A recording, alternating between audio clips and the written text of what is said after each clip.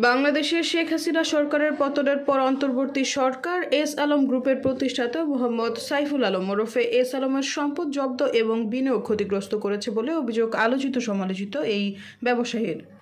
এ প্রেক্ষাপটে সিঙ্গাপুরের নাগরিক হিসেবে বাংলাদেশের বিরুদ্ধে আন্তর্জাতিক আইনি পদক্ষেপের উদ্যোগ নিয়েছেন তিনি।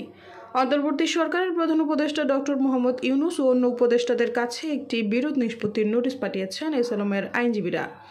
নোটিশে বলা হয়েছে, দুই পক্ষ 6 মাসের মধ্যে সমাধান না করতে পারলে তারা আন্তর্জাতিক সালিসি কার্যক্রম শুরু করবেন। ব্রিটিশ সংবাদ মাধ্যম ফিনান্সিয়াল টাইমস গতকাল সোমবার এই খবর প্রকাশ করেছে। 2004 সালে বাংলাদেশ ও সিঙ্গাপুরের মধ্যে স্বাক্ষরিত দ্বিপক্ষীয় বিনিয়োগ চুক্তির আওতায় এসে আইনজীবীরা এই আইনি ব্যবস্থা গ্রহণের উদ্যোগ নিয়েছেন। 18 ডিসেম্বর এই নোটিশ পাঠানো হয় বলে জানিয়েছেন ফিনান্সিয়াল টাইমস। এতে বলা হয়েছে, এস আলম পরিবার 2011 সালে সিঙ্গাপুরের পার্মানেন্ট রেসিডেন্স এবং 2021 থেকে 23 সালের মধ্যে দেশটির নাগরিকত্ব পেয়েছে। এস আলমের পরিবারের সদস্যরা 2020 সালে বাংলাদেশের নাগরিকত্ব ত্যাগ করেছেন বলে উল্লেখ করা হয় এতে। সৈয়দা ফারিয়া, সমযোগ।